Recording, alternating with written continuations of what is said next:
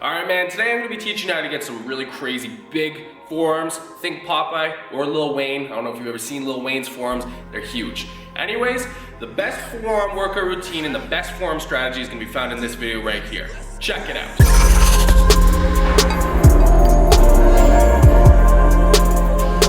Okay, so how this goes, you can do this two different ways. You can either get forearm strength or you can get forearm size. I'm gonna first start off with how to get the size because I imagine that's what you're probably here for, and then I'm gonna follow up with the strength because having some really strong forearms is pretty helpful, especially when you're doing things like deadlifts and heavy rows, things of that nature. Okay, now one of the first things I wanna mention before we actually get into this, if you're gonna be doing forearm exercises, do it at the end of your workout. I always put these with my back exercises.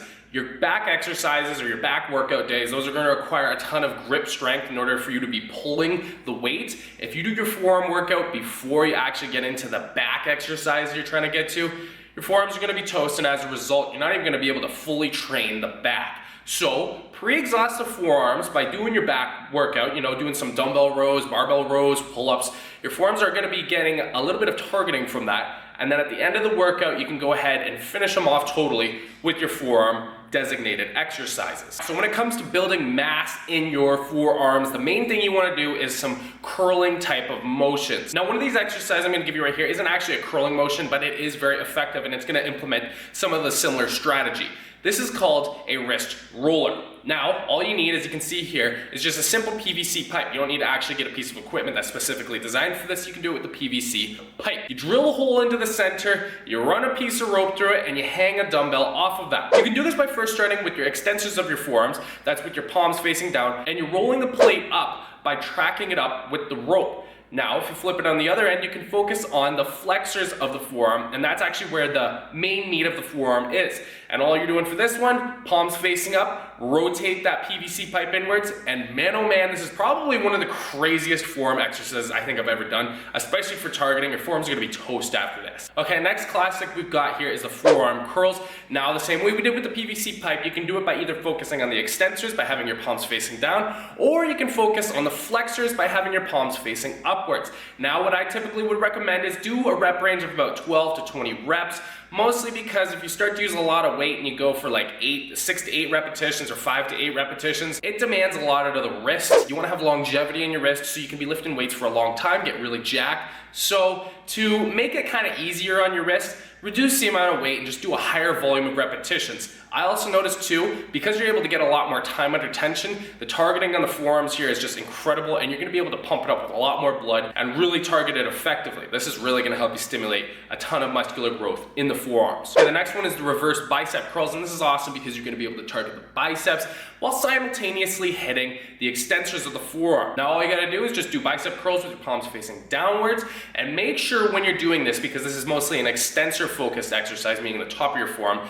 that you have the wrist fully flexed in order to get the full effect. If you're curling like this with your wrist all limp, you're not gonna get much effect for the forearms. Most of it's just gonna be the biceps. If you wanna target that forearm, make sure you got a stiff wrist, pun intended, but seriously, have a stiff wrist while you're coming up, and you're gonna do a fantastic job of actually hitting those extensors of the forearm. Okay, now one of my personal favorite methods for doing this, I'm gonna be honest, I don't do absolutely any forearm work at all. It's been that way for years. I have done it in the past and it's been awesome, but as of now, I don't really need to.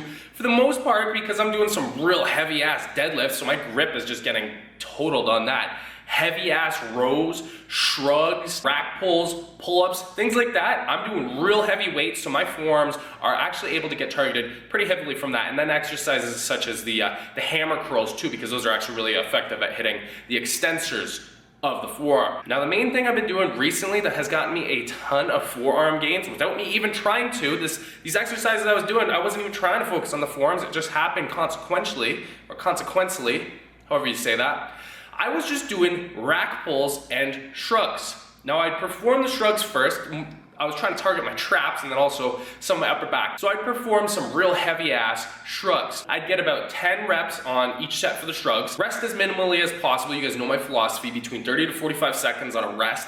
come back, do it again, and like this weight was just like ridiculously heavy. Like I was trying to use as much as I possibly could. After that 3 sets or 4 sets was done of the shrugs, forearms are pretty toast, but then I went on to add a little bit more weight and I started to do some above the knee rack pulls. Now, let me tell you, my forearms, I literally just did this yesterday, my forearms are fucking dead. Like they are so dead because the rack pulls, you're trying to lift up so much weight and you know, you already had targeted from the shrugs. The amount of targeting that I was able to get on the forearms was just absolutely nuts. Most of it was just strictly on the flexor, but that's okay because that's where a lot of your mass in the forearms is going to tend to show. So I've been doing that for the past couple of weeks and I'm telling you, man, the amount of forearm growth that I've had from that is substantial. So you can do that yourself without having to actually go out of your way to add in some extra forearm exercise or do some wrist curls if you don't have the time. Just hit the traps and hit the upper back by doing the shrugs right after going into the above the knee rack pulls, using real heavy weight, and your forearms are just gonna blow up at the same time as your traps and your upper back. So it's like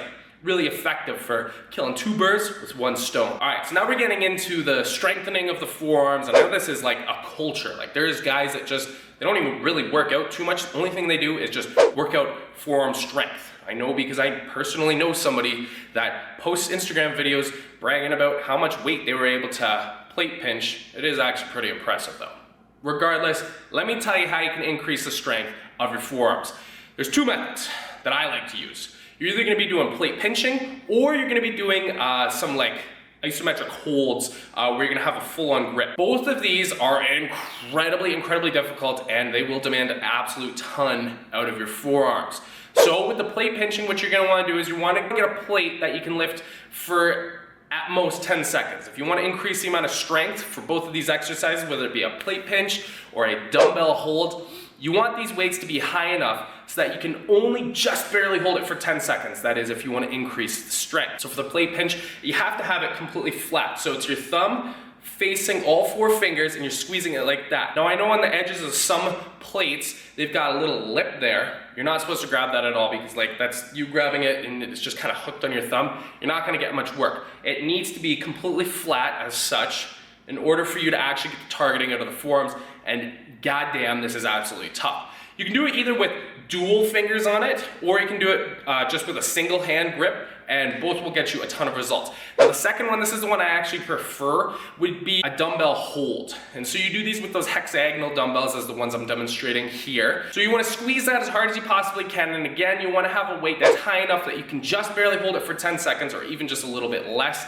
I would definitely stick to something that you can at least hold for 5 seconds in between that 5 to 10 second window, and you're gonna be able to see some substantial strength gains in the forearms. And as a consequence of this too, yes, you are primarily training the strength of the forearms, but you will notice some size increases as well. And now there's a lot of different circumstances where having the strength increase in your forearms is very beneficial. For example, deadlifting. If you're not able to actually hold a full bar of weight while you're deadlifting it up and you need the straps, let me tell you, your forearms are way too weak and you need to increase the strength of those. So the benefits outreach a ton of other things other than just lifting weights. If you're an athlete, then such as a baseball athlete, your grip needs to be pretty strong if you're gonna be swinging that bat at all times without losing it. Or if you're a golfer or a tennis player, any sport where you pretty much have to hold on to a piece of equipment, lacrosse even, it is very helpful to have some stronger forearms so you don't lose your piece of equipment mid-sport or mid-game. So there you guys go. There's a few tips on how to increase both the size and the strength of your forearms.